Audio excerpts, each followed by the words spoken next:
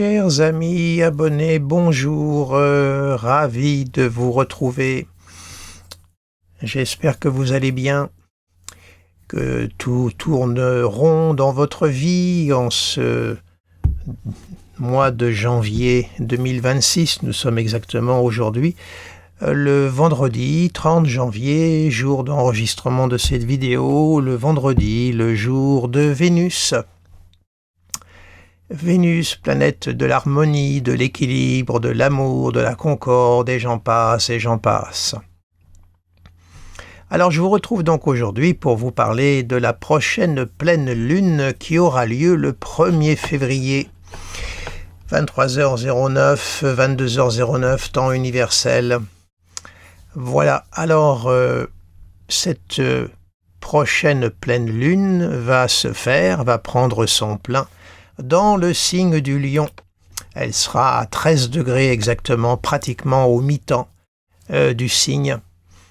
Alors c'est une pleine lune dans le signe de feu du Lion, une pleine lune donc flamboyante, une pleine lune donc qui parle des sentiments et elle se déploie dans son intégralité dans le signe du Lion qui est le signe du Soleil. Donc c'est une pleine lune qui s'adresse directement au cœur.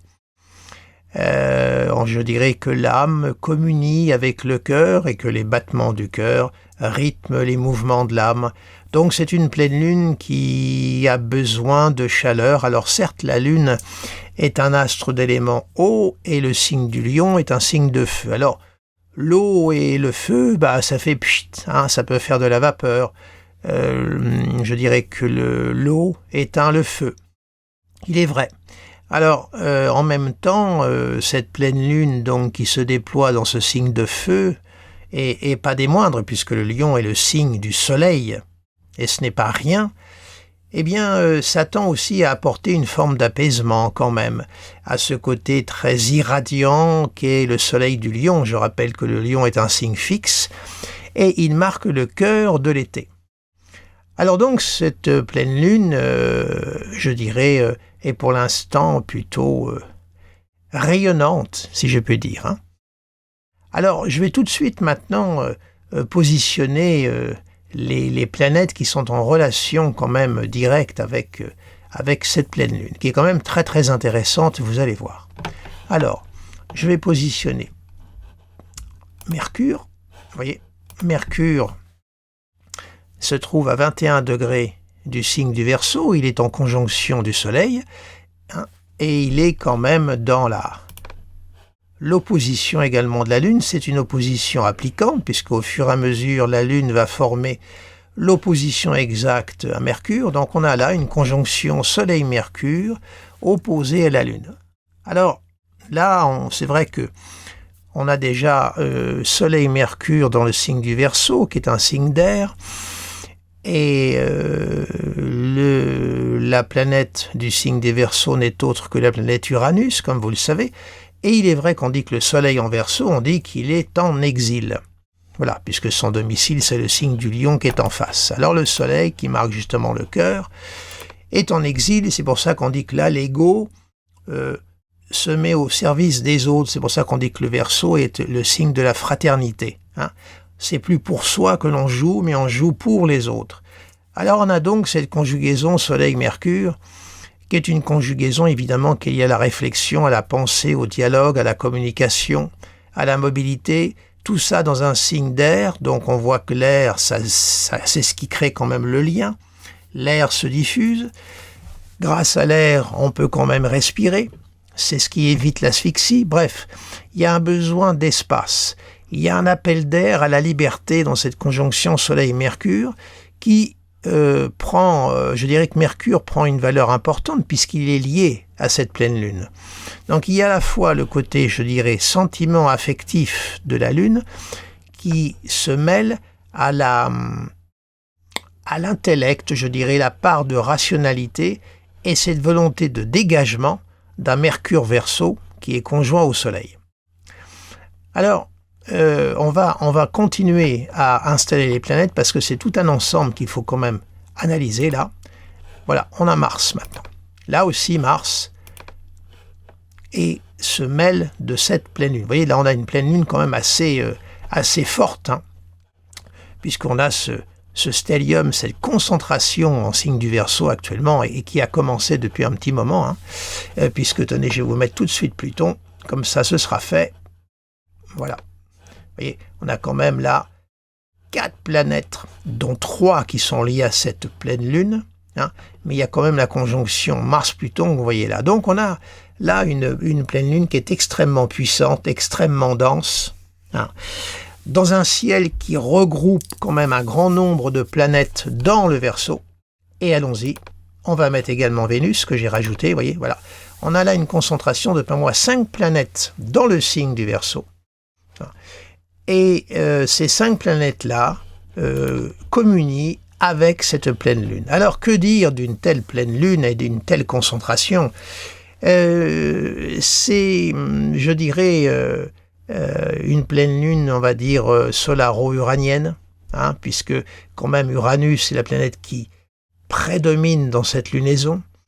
Uranus, c'est le changement, c'est la révolution, c'est le futur. Comme je dis toujours, là où se pose Uranus, il nous demande de faire du neuf pour pouvoir avancer. Donc, il nous demande d'aller à l'essentiel, de synthétiser et de ne conserver que ce qui nous concerne, uniquement ce qui va nous servir pour notre propre évolution. Donc, il nous demande de faire du neuf. Et pour faire du neuf, quelquefois, il faut faire du nettoyage. Il faut faire de l'ordre, il faut balancer, dégager. C'est pour ça que, quelquefois, Uranus provoque des bouleversements et des révolutions. Il faut dégager ce qui est installé depuis des lustres pour faire écrire une nouvelle page. Et là, actuellement, quand on voit l'état du monde, on voit que tout est en basculement. On voit cette guerre russo-ukrainienne qui ne veut pas en finir. Le mouvement, c'est ce soulèvement en Iran qui pour l'instant se traduit en bain de sang parce qu'il n'y a pas d'intervention extérieure pour soutenir le peuple iranien et qui subit le joug de cette oppression épouvantable. On voit qu'on est à un moment d'extrême tension sur le plan mondial et je vais vous dire que nous n'en sommes qu'au début. Il va y avoir d'autres mouvements, d'autres soulèvements qui vont venir un peu partout, je pense. Et dans 19 jours, là nous sommes le 1er février, date de cette pleine lune, dans 19 jours, il y aura le cycle Saturne-Neptune qui va redémarrer à 0 degré du Bélier. Donc ça va être le second temps de basculement. Et le troisième temps de basculement, ce sera quand Uranus va rentrer en Gémeaux, toute fin du mois d'avril. Je crois qu'il rentre en Gémeaux le 28 avril. Là, on sera vraiment là. À partir du 28 avril, nous basculerons vraiment dans ce nouveau monde. Voilà. Ce fameux nouvel ordre mondial dont je n'ai cessé de vous parler par le passé. Donc là, on a une pleine lune qui annonce tout ça, qui ouvre ce cycle-là. Donc, la pleine lune qui peut symboliser aussi sur un plan plus général, plus collectif, les peuples. Donc les peuples qui se soulèvent, le soleil, et qui en appellent à une liberté, à un appel d'air. La pleine lune en Lion, c'est aussi une prise de conscience. Le soleil, c'est le conscient, c'est la lumière. Comment dirais-je, quelque part l'éveil. Hein. Donc, cette pleine lune-là est quand même un indice, quand même attention, elle est extrêmement sensible, extrêmement réactive, puisque Uranus, je le rappelle, n'est pas une planète d'air, c'est une planète de feu. Donc là, nous avons quand même au niveau, je dirais, tonalité des éléments, on a quand même là une nature feu qui est là.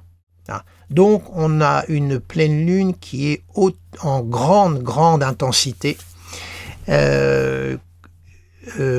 basé sur une extrême tension au niveau du climat général, j'entends, parce qu'après sur le plan individuel, comme vous le savez, il faut plaquer ça sur vos thèmes. Mais évidemment, il n'est pas nécessaire de préciser que les natifs du signe du Verseau sont particulièrement concernés, parce que alors là, ils ont quand même une occupation de leur signe qui est tout à fait exceptionnelle, vraiment. Donc ils sont particulièrement concernés par cette pleine lune. Le sont également les natifs des Gémeaux et de la Balance, parce que ça joue par trigone et sextile pour la Lune.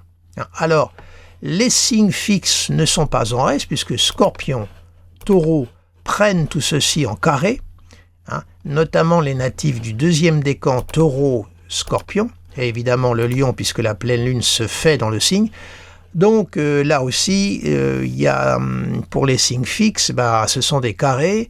Là où il y a carré, comme je vous le dis toujours pour vous faire comprendre, c'est qu'il y a quelque chose qui tourne pas rond. Donc il faut prendre le temps de s'arrêter pour arrondir les angles et ne pas partir de Caribe en Scylla. Voilà. Donc une pleine lune extrêmement puissante, vraiment qu'il va falloir suivre parce que les choses ne vont pas forcément se passer au moment de la pleine lune, mais c'est le cycle de lunaison qu'il va falloir suivre. Puisqu'après nous aurons la prochaine nouvelle lune qui se fera vraisemblablement, je crois, toute fin Verseau. Tenez, je vais vous montrer ça tout de suite. La prochaine nouvelle lune se fera, le 17 février à 28,50 du signe du Verseau. Elle se fera donc la nouvelle lune tout à la fin. Vous voyez, elle sera encore dans une connotation symbolique uranienne. Voilà, donc une pleine lune extrêmement puissante. Une pleine lune qui n'est pas dans le sommeil, qui n'est pas dans des forces plutôt d'intériorisation, c'est une pleine lune de force d'extériorisation. Donc une pleine lune très puissante. Alors elle englobe Vénus. Alors ce qui est intéressant, là vous voyez aussi quand vous observez comment ce ciel est, organisé, regardez bien attentivement. On a d'un côté Pluton, Mars, et de l'autre côté du Soleil, Vénus, Mercure. D'un côté on a les puissances de guerre, et de l'autre côté on a les puissances de paix, le dialogue pour arriver à la paix. Et de l'autre côté, la guerre. Et le soleil, prise de conscience, qui est en plein milieu, qui joue pratiquement comme un médiateur. Et la lune qui marque le peuple, qui marque aussi cette blessure affective, parce que tout de même, en Iran, tous ces ces personnes qui en appellent à la liberté, qui en ont marre, et qui ont été massacrées. On arrive à un stade où c'est pas possible. Il va falloir que ça pète quelque part. Là, ces gens se sont soulevés. Il y a plus de 30 000 morts. Et encore, c'est pas le chiffre officiel. Il va y en avoir d'autres. C'est un moment où on n'en peut plus. On a envie que ça pète, que ça dégage. C'est clair. Et là, on est vraiment dans une dynamique où les choses vont basculer. Et le dernier point de bascule, ça sera, je vous le dis, quand Uranus rentrera en Gémeaux. Uranus va être libéré. Là, il est encore en Taureau. Vous voyez, parce que Uranus maîtrise ce stellium-là. Et il est coincé encore en Taureau. Il ne peut pas décoller, Uranus. Il n'y arrive pas. Le Taureau le retient dans la terre du Taureau. Mais quand il va rentrer en Gémeaux, il va décoller. Et là, je peux vous dire qu'on va rentrer. Il va y avoir une accélération au niveau général.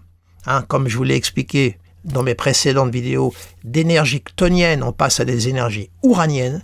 Donc tout va s'accélérer. Il va falloir faire en sorte de bien garder le contrôle parce que Saturne sera en bélier. Et Saturne en bélier, il est en chute, donc il perd en patience. Donc il va falloir vraiment bien avoir les manettes en main de manière à ne pas se laisser trop emballer et arriver à établir les bonnes limites. La conjonction Saturne-Neptune, c'est aussi établir les bonnes limites. Voilà.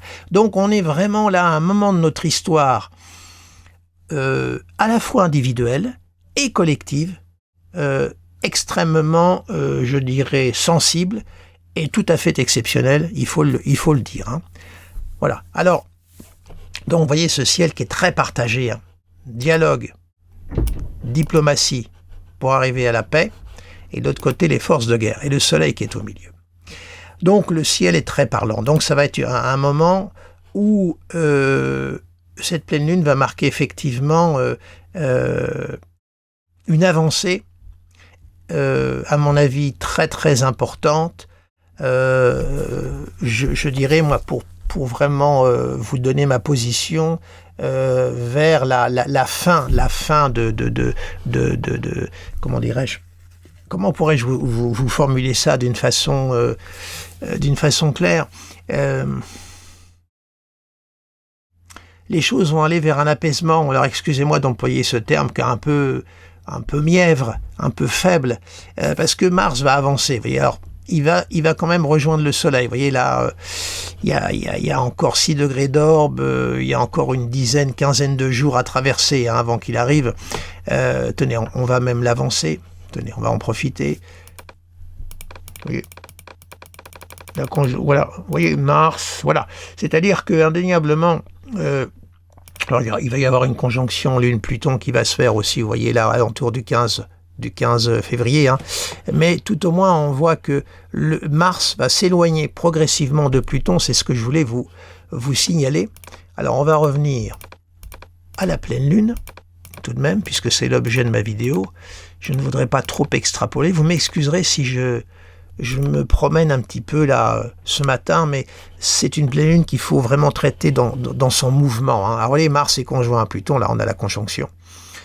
Et il va s'éloigner petit à petit de Pluton. Voilà.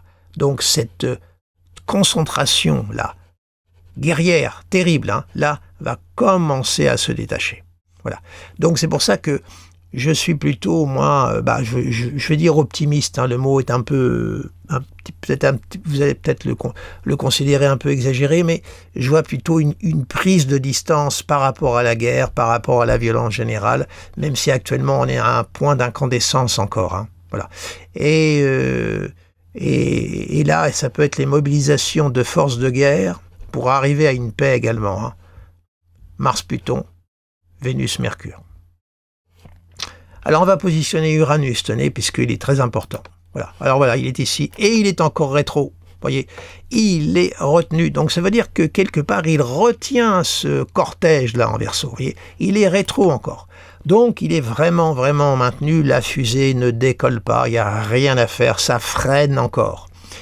Donc encore de la patience parce que Saturne est encore en Poisson. Voilà. Alors, il est au sextile, là. Alors là, on voit vraiment la Saturne au sextile d'Uranus. Quel est le point commun entre les deux? C'est la Terre. C'est le sec, pardonnez-moi, la composante sèche. Donc, ce qui est sec, ça donne pas grand-chose. Ça craque. Il n'y a rien qui pousse sur ce qui est sec. Ça donne rien, la sécheresse. Voyez.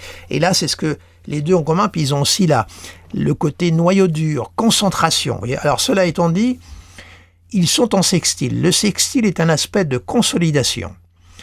C'est un aspect, pour moi, de valeur mercuro-vénusien, de valeur mercuro-vénusienne. Donc, il y a quand même Saturne et Uranus sont en train de cohabiter. Ils sont en train de s'entendre. Saturne qui marque la structure, le passé, Uranus qui est tout le contraire. Donc, là, il y a quand même un accord. Ils sont en train quand même de dialoguer d'une façon pacifique. Ça, si vous voulez, ce sextile rejoint la conjonction Mercure-Vénus. Puisque moi, le sextile, c'est un aspect mercuro-vénusien. Et donc, ce sextile rejoint la valeur de conjonction Mercure-Vénus. C'est pour ça que, pour moi, ces valeurs-là tendent à l'emporter sur les mois qui vont venir. Donc, on a ce Saturne en Poisson. Et on voit que ce Saturne forme un sesquicarré à la Lune. Semi-carré, je vais vous afficher les aspects, vous voyez, semi-carré au Soleil, sesquicarré à la Lune, sextile Uranus et conjonction à Neptune, puisque Neptune, je vais vous le positionner tout de suite, si je voulais le mettre, voilà. On a Neptune là qui est rentré, comme vous le savez, dans le signe du Bélier. Ça y est, Neptune est entré dans Bélier, et il ne reviendra plus dans le signe du Poisson avant 164 ans, donc on a le temps. Vous voyez ce que je veux dire? Nous serons une petite étoile ou une petite particule dans l'univers, tous autant que nous sommes. Donc voilà, on a quand même là cette position de Neptune également qui participe aussi de ce sextile avec Uranus, également sextile à Pluton. Je vous en ai beaucoup parlé du cycle Saturne-Neptune, je ne vais pas revenir dessus, j'en ai énormément parlé et ça remonte à très très loin. Il est vrai que quand Saturne va rentrer en Bélier, ça va marquer un cap, il va falloir le surveiller, ça sera le 20 février, là aussi. Vous savez, l'intervention par exemple de Trump sur l'Iran peut se jouer dans les jours qui viennent. Vous voyez, l'avancée du Soleil, là, peut jouer peut-être quand il sera au mi-point, vous voyez, au mi-temps du Soleil et de Pluton. Vous voyez, ça peut marquer tout à fait le moment de l'intervention. hein. C'est-à-dire vraiment le soleil qui marque vraiment qu'on a vraiment bien clarifié les objectifs, hein, et on sait exactement où on va frapper. Voilà. Et donc ça peut être l'affaire encore de quelques jours de cogito, de réflexion. Donc il y a une planète que j'ai oublié de positionner, c'est Jupiter. Jupiter est en Cancer. Alors lui, il fait rien, il est libre. Il est, comme on dit, féral, dans le langage astrologique. Il est libre. Et il est dans son signe d'exaltation. Alors, comment dire? Là, il est dans le signe de la Lune, précisément, hein. La Lune a maîtrise sur Jupiter. Or là, Jupiter, c'est le protecteur en Cancer, hein. C'est un peu entre guillemets, la fonction du pater familia, hein. Vous voyez l'idée, hein, que je veux vous transmettre. La Lune, là, qui demande justice. La Lune, maîtresse de Jupiter, qui réclame justice. Or, Zeus, vous savez, il peut très bien se mettre en colère, hein, et balancer sa flamme. Hein. Donc on est à un moment évidemment où ce Jupiter est complètement libre. Il n'est ni soutenu ni entravé, il est en pleine expression de ses moyens et il est dans son signe d'exaltation. Donc ce Jupiter qui marque la justice va forcément s'exprimer parce qu'il est complètement libre et dans son signe d'exaltation. Donc il va jouer son rôle. Et pour cette lunaison, il est complètement libre, vous voyez, il ne participe pas. Zeus qui dirige, qui commande, donc est au-dessus du lot. Il ne participe pas, il n'est ni influencé, ni barré, ni soutenu. Il est donc en pleine liberté de son expression. Donc on a quand même là un ciel qui est particulièrement intéressant à observer. Là, vous voyez qu'il y a cette lune au sesquicarré de Neptune, de Saturne qui est au semi-carré donc du Soleil. Vous voyez, on a là ce que j'appelle l'aspect coup près. Vous voyez, ça passe par Saturne. Saturne qui est une planète quand même qui demande du recul et qui demande de la mise en ordre. C'est un peu comme je dis, c'est le juge d'instruction. Vous avez d'un côté l'avocat par Jupiter et vous avez le juge par Saturne. Donc on voit qu'on est encore dans un temps de réflexion, encore un petit temps de blocage, mais qui ne va pas durer parce que la Lune elle avance de 1 degré toutes les 2 heures. Hein. Donc elle va très très vite se libérer de ce sesquicarré. Et puis même de l'opposition au Soleil qui est tout à fait naturelle, puisque une pleine Lune, comme je vous l'ai toujours expliqué, c'est un alignement Soleil, Terre au centre et la Lune. Hein. Et la Lune qui prend toute la réflexion de la lumière du Soleil. Donc on est à un moment là de transition, encore un moment de frein, de réflexion, mais ça va se dégager. Alors il y a encore de la résistance, c'est vrai. On n'est pas encore au bout, je dirais. Il faut vraiment attendre la fin du mois d'avril, quand Uranus rentrera en Gémeaux. C'est là où on bascule dans ce nouveau monde, parce que toutes les planètes lentes seront, dans des éléments qui se nourrissent les uns les autres. Le feu et l'air. Pour l'instant, Uranus est encore dans un signe de terre. Saturne, dans quelques jours, dans 19 jours, va rentrer, lui, dans le signe de feu du Bélier, mais il va y avoir encore Uranus qui va encore être dans ce signe du Taureau. Voilà, donc il faut encore être patient, ronger son frein, c'est le cas de le dire. Alors maintenant, sur un plan personnel, c'est toujours très délicat à interpréter, parce que là, quand on voit une telle concentration, il est évident que si, par exemple, vous avez un ascendant Verseau, vous êtes également concerné par cette pleine lune. Si vous avez des planètes individuelles là également, vous pouvez très bien être Capricorne mais avoir un Mercure en Verseau, une Vénus en Verseau, vous savez, ou même la Lune en Verseau, vous êtes concerné par cette pleine lune, particulièrement. Alors évidemment les natifs du Lion, n'en parlons pas, évidemment. Donc voyez dans vos propres thèmes comment tout ceci se conjugue. Ne cédez pas trop vite à l'impatience, à l'impulsivité. C'est le conseil que je vous donne, parce que là, ça peut être très réactif, très nerveux, très abrupt. Donc faites attention quand même aux décisions que vous allez prendre. Prudence, puisque à partir du 26 février, Mercure va être en Poisson et va rentrer dans sa phase de rétro. hein. Donc attention aux décisions que vous pourriez prendre là, parce que quand il va y avoir la phase de rétro, ça pourrait être remis en question. Essayez le plus possible de ne pas vous emballer. C'est vraiment le conseil que je vous donne. Hein, de ne pas vous emballer. Essayez de prendre le recul nécessaire, surtout, hein, parce que c'est très électrique, hein, cette pleine lune. Hein, elle est toute en tension. Donc, alors voyez, hein, si c'est tout ceci se fait dans votre maison 10 qui marque la profession, bah, c'est une période intense. Et si c'est le cas, bah, vous avez la lune qui se fait peut-être, la pleine lune se fait dans votre maison 4, donc il peut y avoir une tension entre vos responsabilités professionnelles et votre vie familiale personnelle. Il peut y avoir une ligne de tension, une ligne de séparation. Essayez de gérer ça avec beaucoup de calme et de recul, parce qu'il n'y a pas il n'y a pas de résolution dialectique de porte de sortie, hein, vous voyez, il n'y en a pas du tout, hein. Donc c'est vraiment une pleine lune très puissante, hein.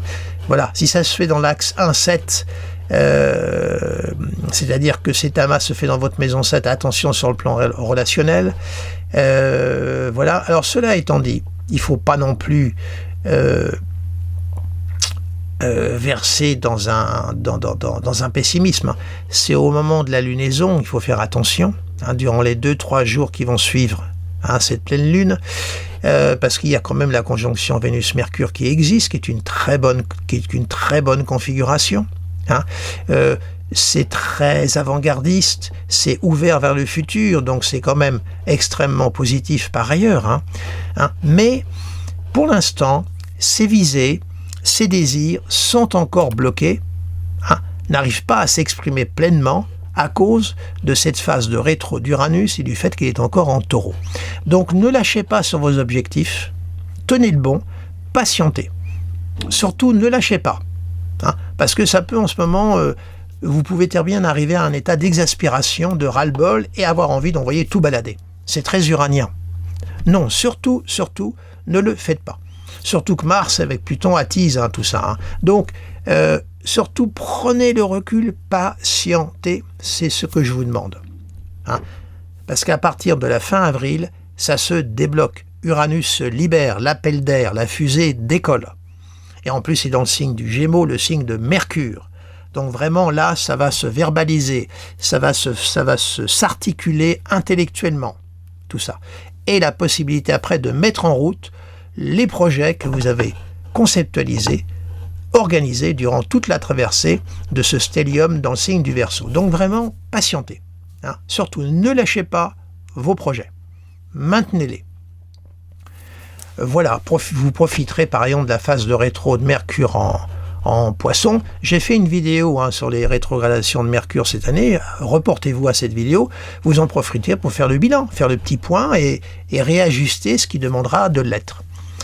Voilà, ben écoutez, je ne vais pas m'éterniser plus longtemps sur cette pleine lune que je trouve assez remarquable et quand même déterminante pour la suite, hein, et puisque la nouvelle lune se fera également dans le signe du Verseau à 28 degrés 50. Hein. Donc on voit que là, ça va quand même porter. Hein, ça va quand même porter. Voilà, bien écoutez, je regarde si je n'ai rien oublié de vous dire, quand même un petit point de détail encore. Bah écoutez, non, hein, tout est tellement concentré, c'est toujours très délicat d'interpréter des telles configurations, hein, voyez, hein. C'est toujours, mais tout au moins, Vénus-Mercure, qui sont les planètes rapides, activent tout ça, hein. Donc c'est plutôt des planètes de dialogue, de conciliation qui sont là, hein. Mais comme elles sont sous une dynamique uranienne, elles demandent évidemment de sortir des cadres convenus, de prendre peut-être des chemins de traverse, de ne pas en rester à des analyses qui relèvent du passé. Voilà, j'écoute souvent les analyses sur les plateaux de télé, les généraux, hein, qui passent sur les plateaux de télé, et moi j'ai le sentiment qu'ils vivent avec des vieux critères, et que là aussi sur le plan de la conception de la guerre, vous voyez Mars, Pluton en Verseau, donc sous la maîtrise d'Uranus, on rentre dans une nouvelle forme de guerre. Donc une guerre qui va être beaucoup plus concentrée, beaucoup plus ciblée.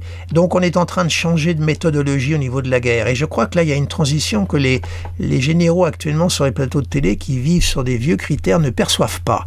Je crois qu'il faut s'attendre aussi à de la surprise, à de l'innovation sur le plan de la stratégie de guerre, avec cette conjonction Mars-Pluton en Verseau. Donc peut-être des procédés d'attaque qui vont être complètement révolutionnaires qu'on n'aura jamais vus jusqu'à présent, qui correspondent tout à fait d'ailleurs au ciel futur vers lequel nous allons. Là aussi, attention, restons sur nos gardes, on peut être surpris. Voilà. Bien écoutez, voilà la dernière petite note que je voulais vous dire. Et puis, bien, je vous souhaite une très belle journée de vendredi 30 janvier. Prenez soin de vous, essayez de vous évader. Et puis, voilà quoi. Alors, voilà, écoutez, voilà, je ne vais pas rajouter une parole superfétatoire qui n'apporterait rien à cette vidéo. Je vous remercie de votre fidélité. N'hésitez pas à me mettre un petit pouce, à partager cette vidéo si vous estimez qu'elle mérite de l'être. Pour les nouveaux venus, abonnez-vous à ma chaîne YouTube, également à mon site internet si vous le désirez. Si vous désirez découvrir votre thème natal, sachez que je donne des consultations en présence ou à distance. Allez sur mon site internet et vous y découvrirez toutes les différentes formules que je propose. Voilà, bien écoutez, je vous souhaite un très beau week-end puisque celui-ci arrive et je vous dis à très bientôt. Au revoir.